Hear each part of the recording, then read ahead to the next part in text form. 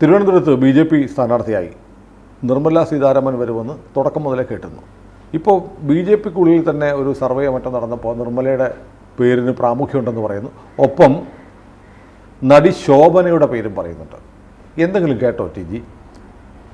ഞാൻ ആ Indian express report കണ്ടു. നിർമ്മല സീതാരാമൻ എന്തോ ഇൻറ്റേർണൽ സർവേ നടത്തിയിട്ട് ഇറ്റ് ഈസ് ഓൾ ബേസ്ലെസ്. അവരങ്ങനെ ഒരു ഇൻറ്റേർണൽ സർവേ നടത്തിയോന്ന് എനിക്കറിയില്ല. നടത്തിയെങ്കിൽ തന്നെ ഈ റിസൾട്ട് ആണോ എന്നറിയില്ല. ഈ റിസൾട്ട് ആണെങ്കിൽ തന്നെ അതൊരു വലിയ ഡിസാസ്റ്റർ ആയിരിക്കും. നിർമ്മല സീതാരാമൻ എന്തിനാണ് തിരുവനന്തപുരത്ത് വന്ന് മത്സരിക്കുന്നത്? അതെ, ലോക്സഭാ തെരഞ്ഞെടുപ്പിനെ സംബന്ധിച്ചിടത്തോളം 543 നിയോജക മണ്ഡലങ്ങളുള്ളതിൽ ഒരു സ്ഥലമാണ് തിരുവനന്തപുരം. അതിനപ്പുറത്തേക്ക് ഒരു റീച്ച് തിരുവനന്തപുരത്തിനില്ല. ഇപ്പോൾ മോദി വാരാണസിയിൽ മത്സരിക്കുന്നു. വാരാണസിയിൽ മത്സരിച്ച് കഴിഞ്ഞാൽ അതിൻ്റെ ഇഫക്റ്റ് ഉത്തർപ്രദേശിൽ മൊത്തവും ഏകദേശം പകുതി ബീഹാർ വരെയുണ്ട്. ആ ഒരു വ്യക്തിപ്രഭാവം നിർമ്മല സീതാരാമനുണ്ടോ? അവർ തിരുവനന്തപുരത്ത് മത്സരിച്ചാൽ അപ്പുറത്ത് ആറ്റിങ്ങൽ, കൊല്ലം വരെയൊക്കെ അവർ ജയിക്കുകയും ചെയ്യും, ഇപ്പുറത്ത് പ്രഭാവം ഉണ്ടാകും. That lady has never faced an election. I have all respect for her. I have all respect for Nirmala. But she has never faced an election. She came through Rajya Sabha and became finance minister after the demise of Arun Jaitley. Arun Jaitley ഇതുപോലെ ഈ തെരഞ്ഞെടുപ്പിൽ തോൽക്കാൻ സമർത്ഥനായിരുന്നു. അരുൺ ജെയ്റ്റ്ലി ഡൽഹിയിൽ നിന്നാൽ RSS തന്നെ അദ്ദേഹത്തെ തോൽപ്പിക്കും എന്നൊരു ഭയമുണ്ടായിരുന്നു. അതുകൊണ്ട് അമൃത്സറിൽ പോയി നിന്നു, അവിടെ തോറ്റു. അമൃത്സറിൽ ശിരോമണി അകാലിദൾ പറഞ്ഞു, ചേട്ടൻ ധൈര്യമായിരുന്നു, ഞങ്ങളുണ്ടല്ലോ, കൊണ്ട് അമൃത്സറിൽ തോറ്റു. ഈ ആയിരിക്കട്ടെ, ഞാൻ അതുപോലെയാണ് നിർമ്മല എന്ന് പറയുകയല്ല. ബട്ട് നിർമ്മലയ്ക്ക് ആഡഡ് അഡ്വാൻറ്റേജ് എന്താണ് തിരുവനന്തപുരത്ത് എനിക്ക് മനസ്സിലാകുന്നില്ല. She doesn't speak Malayalam.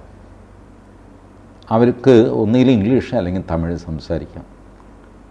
ഈ ആളുകളുമായിട്ടൊരു കണക്റ്റ് വേണ്ടേ? ആകെ പറയുന്ന മത്സ്യത്തൊഴിലാളികളുടെ ഇഷ്യൂ ഉണ്ടായപ്പോൾ പിണറായി വിജയൻ ഓടിയ സ്ഥലം അവർ ആ സമയത്ത് ഒന്ന് ശാന്തമാക്കി. അതെ, ഇതാണ്.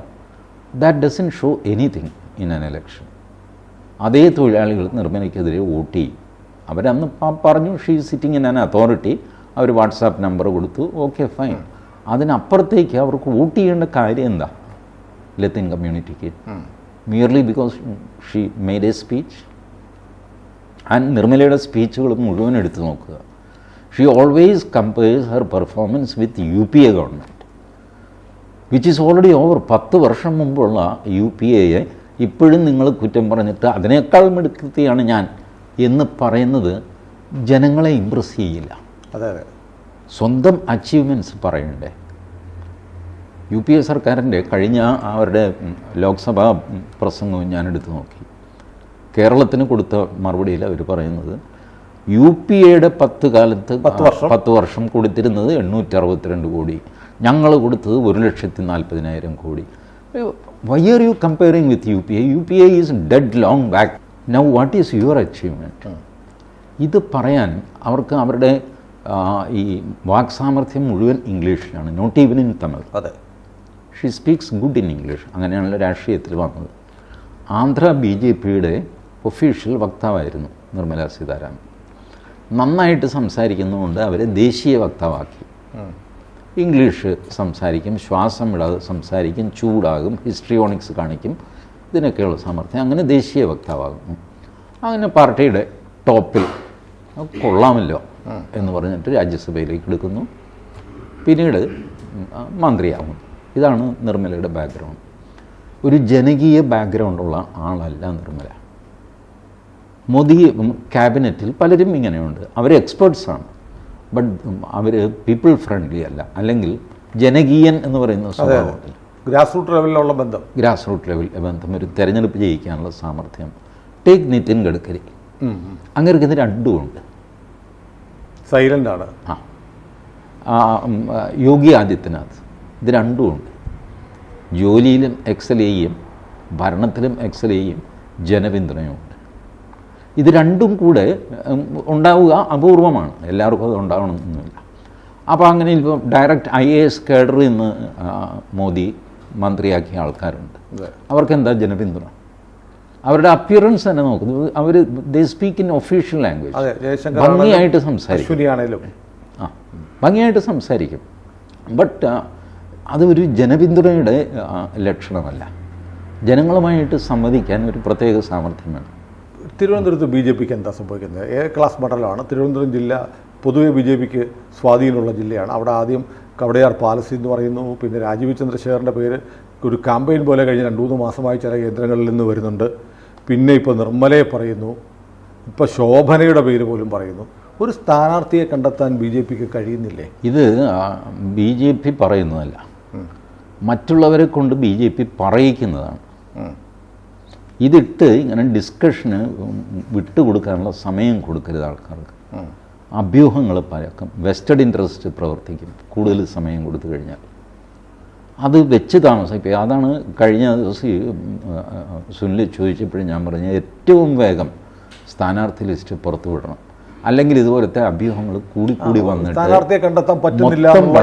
അന്തരീക്ഷം, പാർട്ടിക്ക് ഉള്ളിലെ വെസ്റ്റഡ് ഇൻട്രസ്റ്റ്, പാർട്ടിക്ക് പുറത്തെ വെസ്റ്റഡ് ഇൻട്രസ്റ്റ്.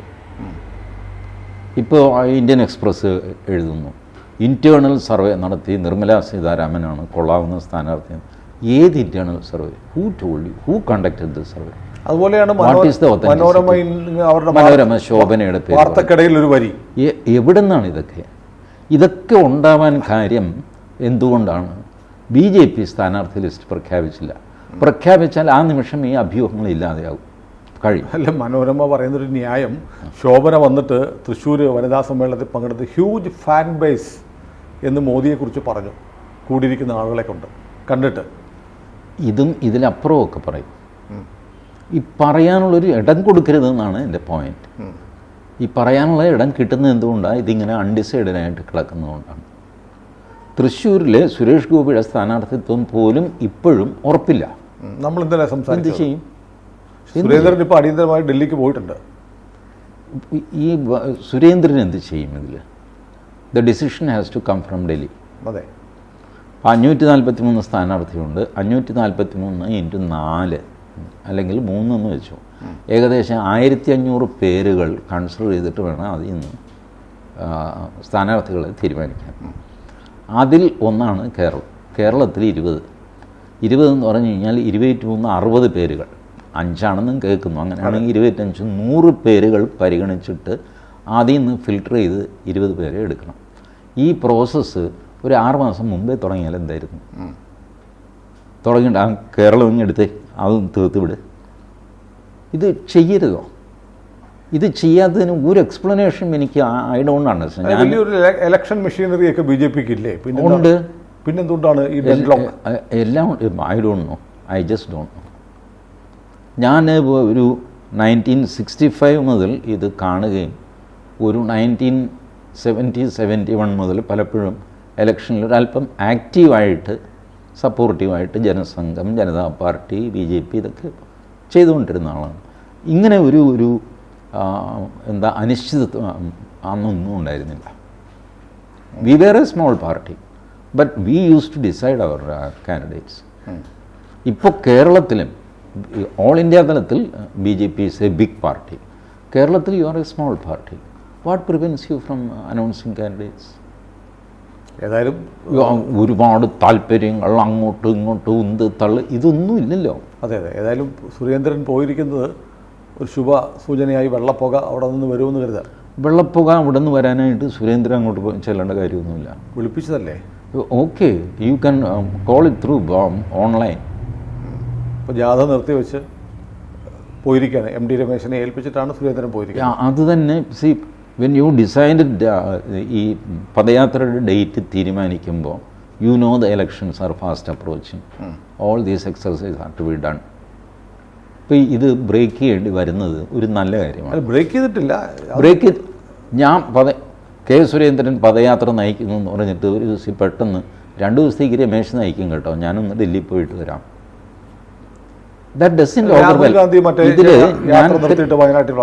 അല്ല, യാത്ര നിർത്തി വയനാട്ടിൽ വന്നു. അത് അയാളുടെ യാത്ര കണ്ടിന്യൂസ് ആണെന്നോ അതിനിടയ്ക്ക് പോലും അയാൾ എത്രയോ ഓഫ് എടുക്കുന്നുണ്ട്.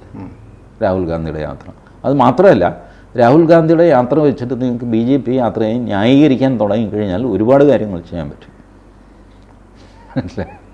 If that is your comparison then it's gone. ഞാൻ പറയുന്നതല്ല, ഞാനിത് സുരേന്ദ്രനെയോ പദയാത്രയോ കുറ്റപ്പെടുത്തി പറയുകയല്ല. ഇതെല്ലാം ഈ ലാസ്റ്റ് മിനിറ്റിൽ വന്നതുകൊണ്ടല്ലേ ഈ ബുദ്ധിമുട്ടുകളൊക്കെ വരുന്നത്. പദയാത്ര വേറൊരാളെ ഏൽപ്പിച്ചിട്ട് ഡൽഹി പോകേണ്ടി വരുന്നു, ചെയ്യേണ്ടി അല്ല, മൊത്തത്തിൽ ഇപ്പോൾ ഇലക്ഷൻ്റെ കാര്യത്തിൽ കേരളത്തിൽ ഒരു അനാർക്കി ഉണ്ടെന്നാണോ TJ പറയുന്നത്? അനാർക്കിയല്ല, ഡിലേ ഉണ്ട്. ഡിലേ ഉണ്ട്. There is no anarchy but delay. ഈ ഡിലേ മാധ്യമങ്ങളും ഈ ലൂസ് സ്റ്റോക്കുകാരും ഒക്കെ മുതലെടുക്കുന്ന ഒരു സുഖമാണ്. ഞാൻ സുനിലിനെ രാത്രി 11 വിളിച്ചു. സുനിലെ, ഞാൻ കേട്ടതേ പാലക്കാട് ചിലപ്പം കൃഷ്ണകുമാറായിരിക്കില്ല. അല്ല, ഏകദേശം അതിനകത്തൊരു ഒരൊടക്ക് വന്നിട്ടുണ്ട്, നമ്മൾ വിചാരിക്കാത്ത ഭാഗത്തു നിന്നാണ് എന്നൊക്കെ പറയുമ്പോൾ നമുക്കൊരു സുഖമില്ലേ? ഈ പരദൂഷണം പറയുമ്പോൾ ദുരൂഹത, ഗൂഢാലോചന, പാരവെപ്പ് എന്നൊക്കെ പറയുമ്പോൾ ഉള്ള ഒരു സുഖം.